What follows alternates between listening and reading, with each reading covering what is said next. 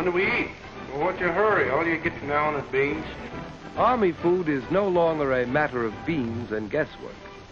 Since the last war, nutrition has become a science, and our Army Quartermaster Corps uses that science in planning Army meals. Food correctly used means fighting strength for our soldiers and better health for civilians.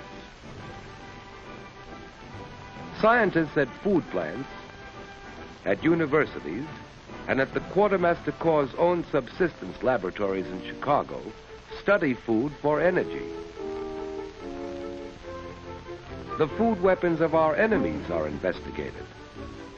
The Japanese are supposed to produce great fighting energy out of a handful of rice. This is the amount of rice one of our soldiers would have to eat to approach the energy in his own ration.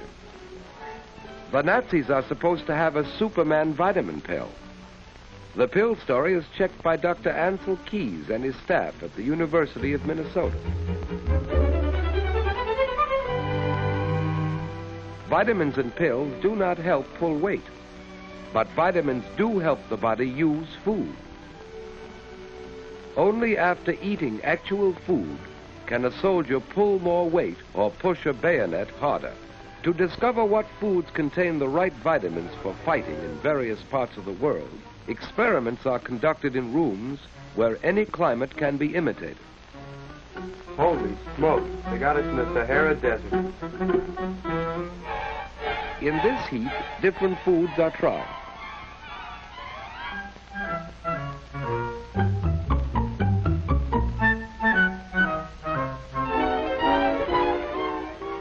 What's lost in perspiration is measured. The answer to the vitamin question is not pills, but good food in plenty of variety, according to Dr. Keys. If vitamins were missing from his food, a soldier might have to take concentrated vitamins. If he had vitamins but no food, he would still starve.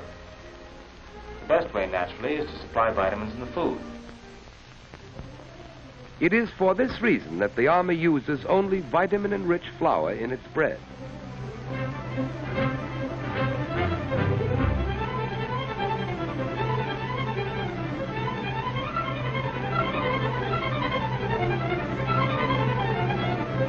Smells good, huh? If you lose your ovens, take a couple of barrels, cover them with clay, and bake your bread. The Quartermaster Corps believes in supplying our men everywhere with an abundant variety of fresh food of the kind they like, cooked the way they like it. In this country, the job is comparatively simple. All Army cooks follow a standard menu prepared by nutritionists in Washington. Vegetables and fruits, milk and eggs are centrally purchased in vast quantities by Army officers and civilian experts.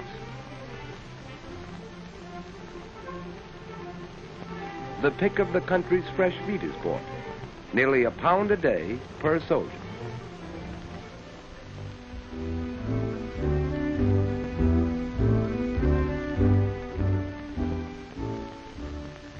The job of supply gets more difficult as 1 million men go overseas, for the Quartermaster Corps faces the problem of shipping space.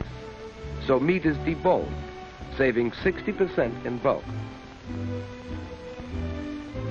Still more space is saved through dehydration. A greater variety of foods can now be shipped in this form. Only the water in them is removed to be replaced before cooking.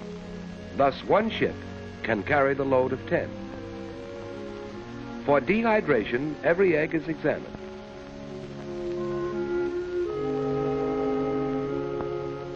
The yolks are separated from the whites and put through a dryer. Our soldiers on the other side of the world will be provided with breakfast omelets made of this pure yolk powder. Vegetables, such as beets, go through a new process which preserves color, taste, and vitamin content. While these amazing developments in food processing are now used principally for the Army, millions of civilians will be benefited after the war. For in the future, no household need be without vitamin-rich vegetables and fruits at any time. Dehydrated food is easy to keep, The Quartermaster Corps Laboratory has established this in exhaustive tests. Only water need be added. When cooked, it is often impossible to detect a difference in taste, and constant tests show practically no difference in vitamin content between the dehydrated and the untreated product. When a soldier is out in the field and away from camp cooks, he must carry his own ration. Pre-cooked meats for emergency rations were developed in the Army laboratory for this purpose. Here, too, emphasis is put on taste, as well as on the food value of the ration, which consists of a can of meat for each meal and a second unit containing concentrated soup, hardtack, coffee powder, and candy. Total weight, 3.5 pounds for 3 square meals a day. But specialized troops in mobile warfare need a still more compact ration. So the Army has developed the now famous K ration, the completely streamlined meal. Originally designed for paratroops, K proved ideal for tank busters, commandos, and all isolated units. Each package contains a balanced vitamin-rich meal. A day's ration weighs about 2 pounds. K was developed under Colonel Rowland A. Isker. The object of the K ration is to provide the soldier with food under emergency. This ration, with its variations, is therefore adapted to all climatic conditions, from the tropics to the frigid zone. Each item in K had to be super nutritious, but also appetizing. So each item was tested by Colonel Isker's Guinea Pig Lunch Club. Several recipes, for instance, were tried in picking a soybean biscuit. This biscuit seems to meet specifications. Pretty tasty biscuit. You bake this biscuit on existing equipment. With a few adjustments. How much soy is there in these? About 1 part in 7. It's good eating. Thus we find ways to use such highly nourishing staples as the soybean, which is easily produced in great plenty. The energies in this and other hitherto inefficiently used foods are unlocked for the world by chemists such as Dr. Julian of Illinois, a famous soy expert. Soy flour strengthens wheat flour, eggs, lard in the K ration breakfast biscuit. With this and other items in K, we are in the possession of new foods, new methods of preparation, which make mankind independent of distance and climate. These war foods are also bulwarks against famine and catastrophe. To produce them, we have a new industry. When the Army asked its suppliers to build this packaged food industry overnight, they didn't know they were getting K ready for Africa. A chewing gum company flung together a package assembly line out of bicycle chain. This company intends to make K a packaged meal business when peace comes.